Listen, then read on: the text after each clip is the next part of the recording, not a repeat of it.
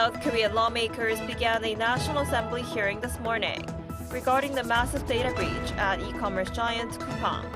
But the company's founder, Kim Bum-seok, did not attend the hearing, citing business commitments. National Security Advisor Ri Sung-nak has arrived in Washington and said he plans to discuss Seoul's push to build nuclear-powered submarines with U.S. officials. Ri is also seeking to discuss the possibility of restarting talks with North Korea. And the South Korean film No Other Choice, directed by Chan-wook, has been named a preliminary nominee for an Oscar in the International Feature Film category. Meanwhile, the song Golden from Netflix animated hit K-pop Demon Hunters was also shortlisted for Best Original Song. Hello and thanks for joining us on Arirang News. We begin today with a National Assembly hearing now underway into one of South Korea's largest ever personal data breaches, involving e-commerce giant Coupang and the leaking of information belonging to millions of users. But with the company's founder refusing to appear, questions are already being raised about accountability. Our Reiner starts us off.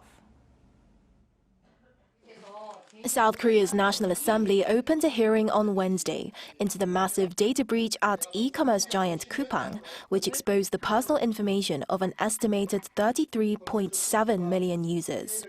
The hearing is being held by the Assembly's Science, ICT, Broadcasting and Communications Committee amid concerns that it may fall short of public expectations. Coupang founder and chairman Kim Bum-seok, along with former CEO Park Dae-jun, were summoned as witnesses, but both are absent.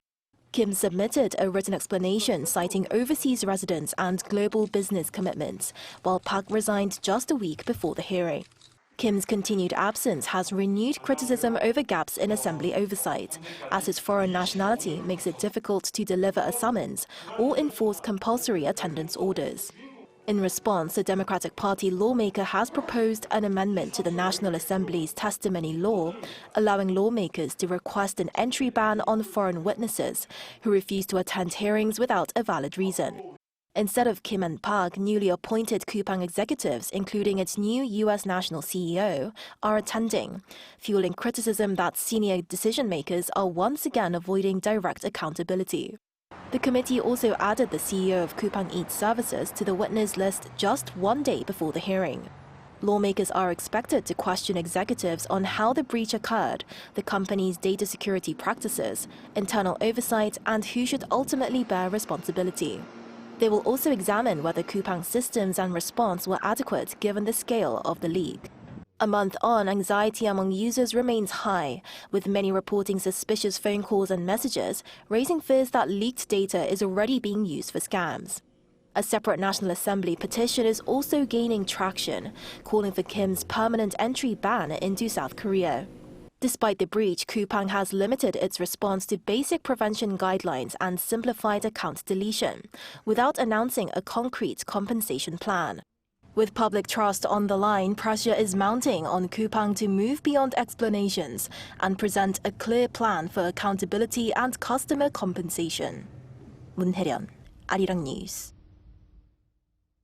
Top security advisor Ri Sung-nak arrived in the U.S. and announced that he would discuss concluding a separate agreement with Washington to building nuclear-powered submarines. He also expressed a strong commitment to bilateral cooperation and said that now is the opportunity for a dialogue with North Korea. Our Lee Seung-jae has more. National Security Advisor Ri Sung-nak arrived in Washington, D.C. on Tuesday for talks on the implementation of agreements reached by the leaders of South Korea and the United States and strengthening coordination on North Korea policy. Speaking to reporters, he raised the possibility of a separate South Korea-U.S. agreement related to the construction of nuclear-powered submarines. Asked what such an agreement could look like, Ri pointed to Australia as an example. Australia was granted an exception under Section 91 of the U.S. Atomic Energy Act, and that would require a separate agreement between the two countries. We may also need that, so we will discuss the possibility. We suggested South Korea could similarly explore a separate agreement with Washington that would allow it to work around restrictions in the existing South Korea-U.S. nuclear cooperation agreement which prohibits the military use of nuclear materials. We said it remains unclear whether the two sides will announce the creation of a formal consultative body on nuclear-powered submarines. While there is no agreement to establish issue-specific working groups, he said both sides are seeking ways to speed up consultations. We also emphasize close policy coordination on North Korea.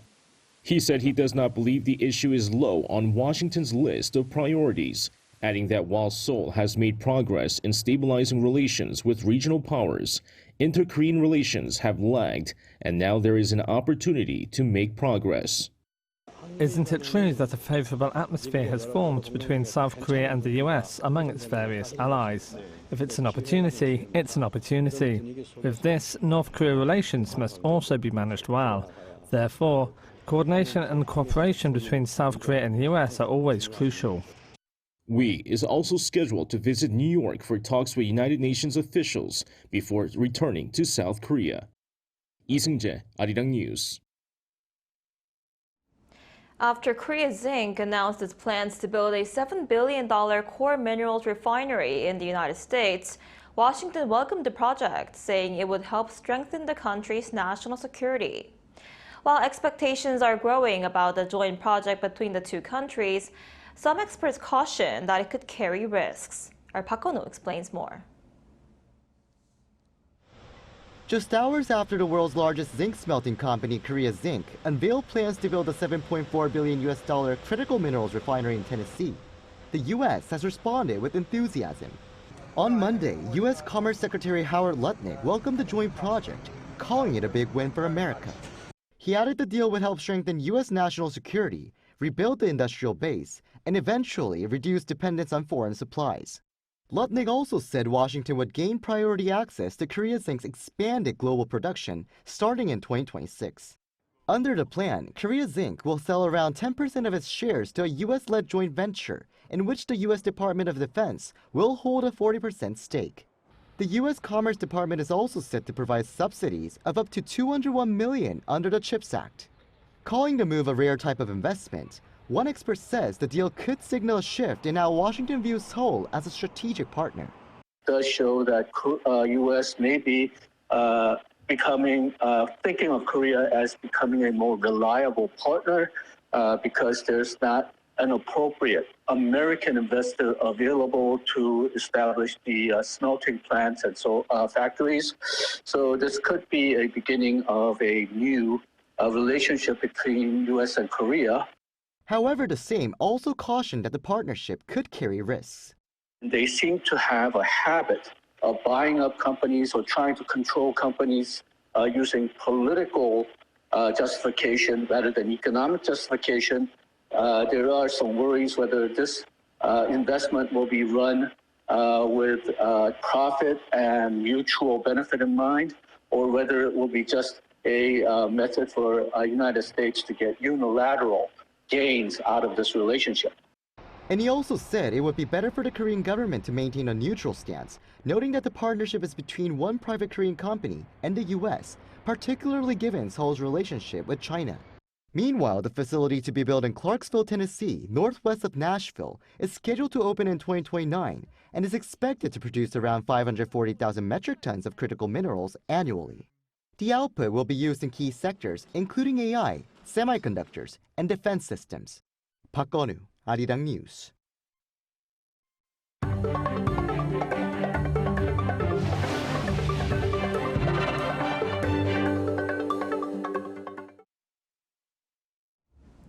The Lee Jae-myung administration is continuing its live policy briefings after the president explained his decision to air the briefings live following mixed reactions.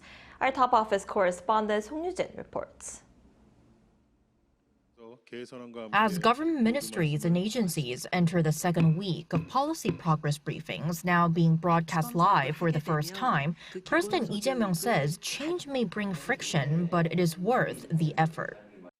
공무원들 입장에서는 새로운 방식에 익숙하지 않을 수도 있고 또 예년과 같은 형태로 업무 보고하면 아마 편할 수도 있을 겁니다. 그런데 정책 과정이 투명하게 검증돼야 되고 또 그 과정에서 집단 지성이 모여야 정책에 대한 신뢰도도. Lee made the remarks at Tuesday's cabinet meeting as opinions remain divided over the live broadcast. Supporters say the move strengthens transparency and the public's right to know, while critics argue it risks turning policy reviews into excessive discipline or public shaming. Appearing to address those concerns, the president said the new format reflects his administration's principle that the government exists to serve the people. 이 국정의 주체인 국민들에게 투명하게 공개돼야 국민 중심 국정 운영이라는 게 말에 그치지 않고 제대로 될 수가 있습니다. On Tuesday, the Culture Ministry held its policy briefing alongside the Ministries of Health and Food and Drug Safety. President Lee stressed the importance of the arm's-length principle in the government's relationship with the arts. 일부는 또 각광을 받긴 하지만 압도적 다수는 그러지 못한 게 또 현실입니다. 개인적인 삶으로 끝나는 게 아니고 공공 영역에 영향을 미치고 사람들의 삶을 풍요롭게 풍족하게 만들죠. 그리고 세세하게 정말 구석구석 지원하되 간섭하지 않으면서도. In line with this, the Culture Ministry plans to strengthen livelihood support measures for artists, such as offering low-interest, small loans. 송유진, Arirang News. On the economic front, a 2024 survey of business activities is a key indicator for corporate sales.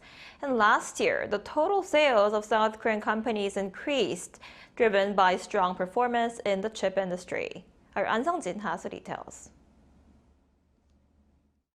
Earnings for South Korean companies in 2024 increased on the back of a semiconductor boom.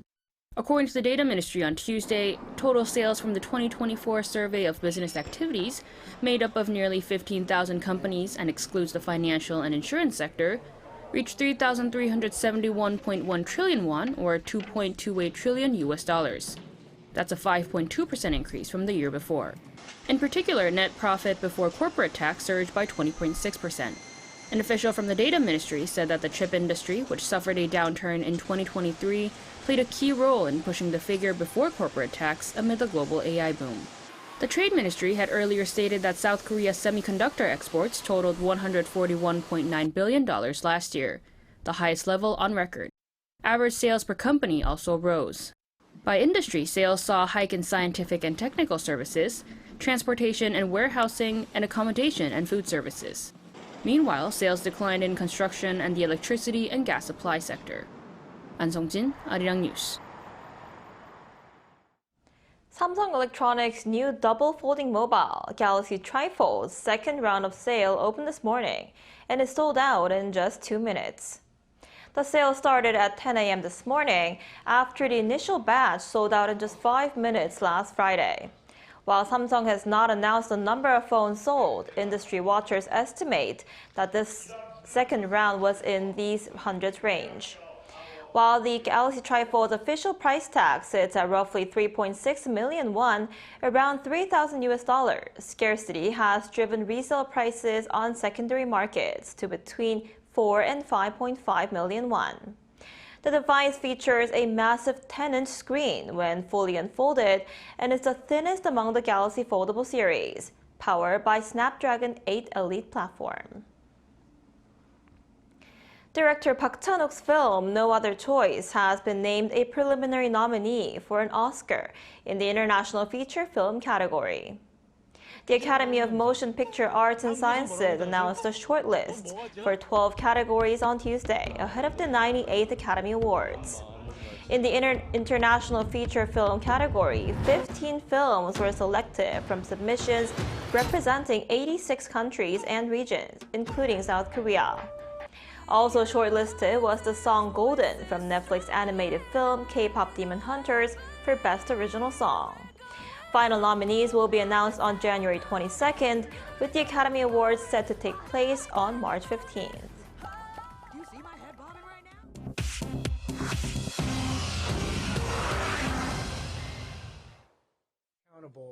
This is The World Now, bringing you everything you need to know from around the globe. In the United States, Los Angeles prosecutors charged Nick Reiner, the son of filmmaker Rob Reiner, with 2 counts of first-degree murder in the killing of his parents.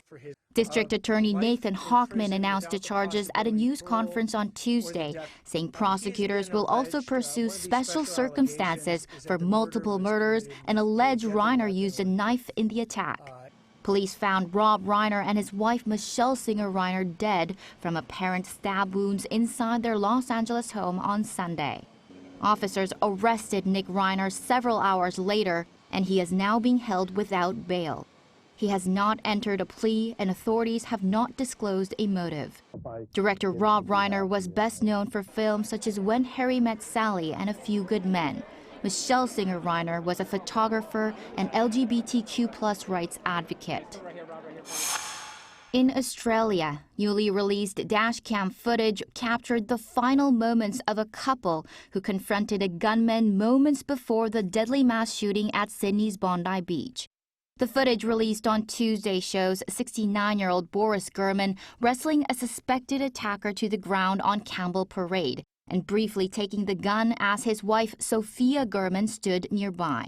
CNN verified the video and confirmed the confrontation occurred just meters from where the shooter later opened fire at a Hanukkah event.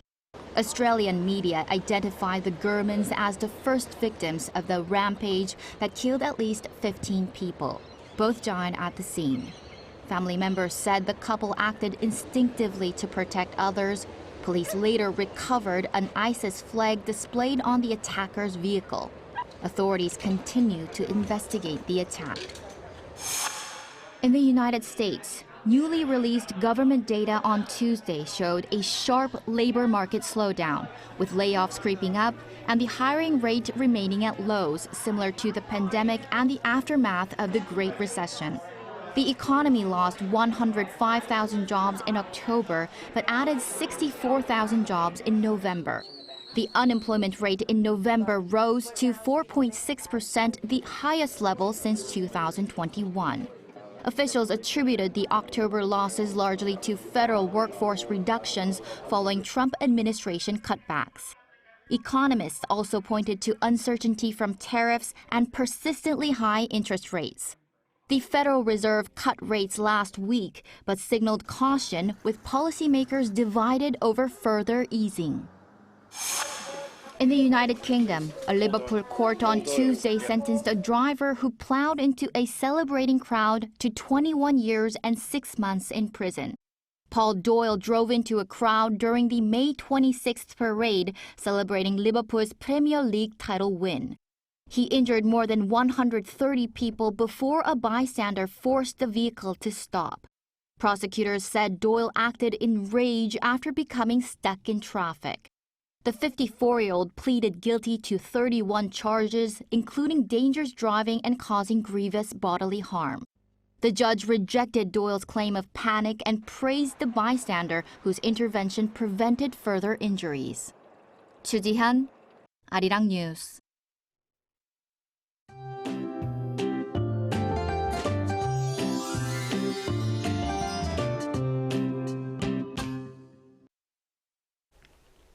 It was a rough morning commute for much of the capital area with damp roads and thick fog.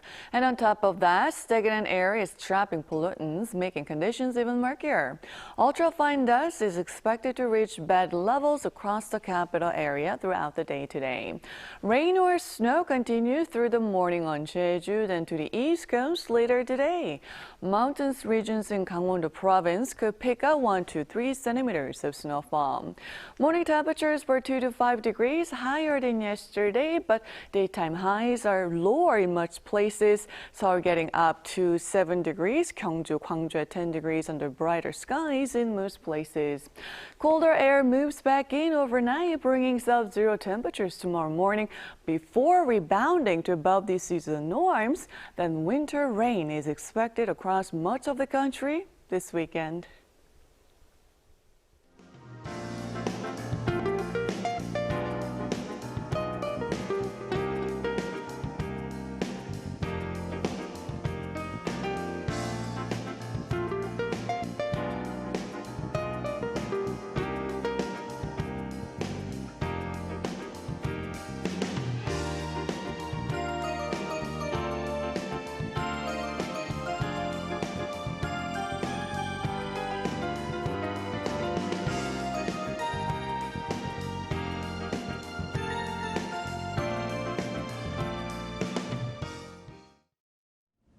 That's all we have for today's noon edition of Arirang News. Thank you for watching. We'll be back at 5 p.m. Korea time. Stay tuned.